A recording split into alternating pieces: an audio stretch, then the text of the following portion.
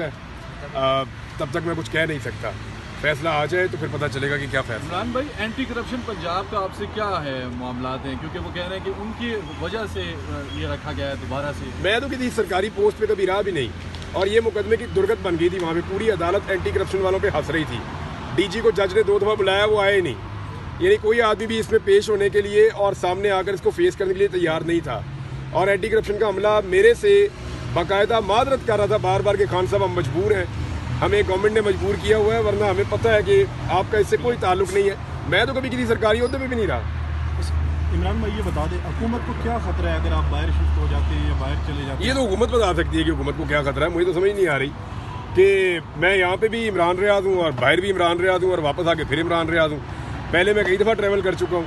Even मुझे offload किया गया और मैं दोबारा गया, फिर वापस आ गया। मुकदमा थे, वापस आया, फिर मुकदमे लड़े, फिर गया, फिर वापस आ गया। तो ये तो रूटीन है, आप ट्रैवल करते रहते हैं। ये ज़रा हज वाला मामला इसलिए थोड़ा हसास है कि मैं चाहता हूँ कि मैं ज़रा चला जाऊँ, टाइमली चला जाऊँ, हज कर दूँ। अच्छा, तो कोई इमरान रियाज साहब आज आप चीफ साहब के सामने पेश हुए, तो क्या लग रहा है चीफ साहब की जो बॉडी लैंग्वेज थी या फिर जो कानूनी मामलात को अगर देखें, इस अदालत ने फैसला दिया था मेरे हक में, और अदालत ने साफ कहा था कि इनको रवाना किया जाए और इनका नाम तमाम लिस्टों से निकाला जाए। उसके बावजूद मुझे नहीं जाने दिया गया। अब वो मुझे रोक रहे हैं, जाने से रोक रहे हैं, तो ये तो अदालत के फैसले पे इम्प्लीमेंट का मामला है। तो मैं उम्मीद करता हूँ कि चीफ जस्टिस इस मामले के ऊपर इंसाफ उसी तरह मुझे देंगे जो इंसाफ का तकाजा है। इमरान भाई, आज फैसल बाडा स्टाफ तो इन्हें अदालत में पेश हुए हैं, उनके साथ नून लीग के भी जो है इजहार यकजहती के लिए आए हुए हैं, तो वो आज़ाद हैं, और फिर जो है वो नून लीग वाले और पीपल्स पार्टी वाले उनके साथ इजहार यकजहती कर रहे हैं, क्या कहेंगे?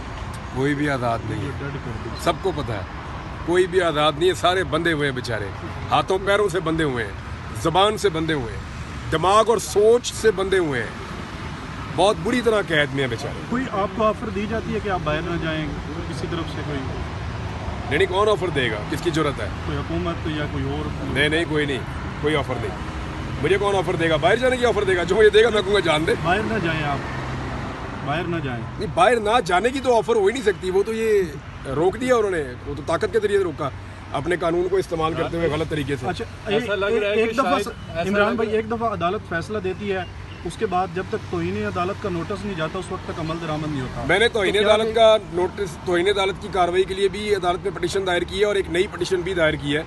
और मैंने पहले से बताया कि कौन कौन से मुकदमा है, सारी तफसीलात भी अदालत में दी हैं, और ये भी बताया कि मुमकिन तौर पर फर्दर ये क्या कर सकते हैं। उन तमाम चीज़ों को देखकर मुझे लगता है अदालत एक ऐसा मरबूत फैसला दे जिसकी बुनियाद पे फिर हज के रास्ते में रुकावट ना डल सके। इमरान भाई, जो मुझे लग रहा है वो ऐसा है कि शायद जिन लोगों ने आपको पहले गिरफ्तार किया था वो चाह रहे हैं कि आप इस मुल्क में ही रहें, किसी भी तौर पर आप बाहर ना जाएगा। खुदा ना खासा आप बाहर चले गए तो आपका जो वीलॉग है वो मेरा ख्याल है वो बर्दाश्त नहीं कर पाएंगे अगर बाहर से होकर वीलॉग। मैं कितनी दफ़ा बाहर गया हूँ, मैंने बाहर जाके वीलॉग्स किए हैं, पहले भी किए हैं, बहुत किए हैं, निकाल के देख लें क्या फ़र्क है। मैं पाकिस्तान में भी यही हूँ, बाहर भी यही हूँ, लेकिन उनको लगता मैं है यार देखो मैं मुस्तकिल हैसियत में ना चले जाए और वहाँ से वीलॉग मुस्तकिल ना आना शुरू हो जाए। तो मुस्तकिल ही कर रहा हूँ, यहाँ पे भी कौन सा मैं वक्फे के साथ कर रहा हूँ, रोजाना 2 वीलॉग करता हूँ। कुछ लोग कहते हैं कि बाहर जाके आदिल राजा बन जाएगा अगर बाहर चले गए तो। आपको लगता है? आदिल राजा की ट्रेनिंग किसने की है? किसने की है?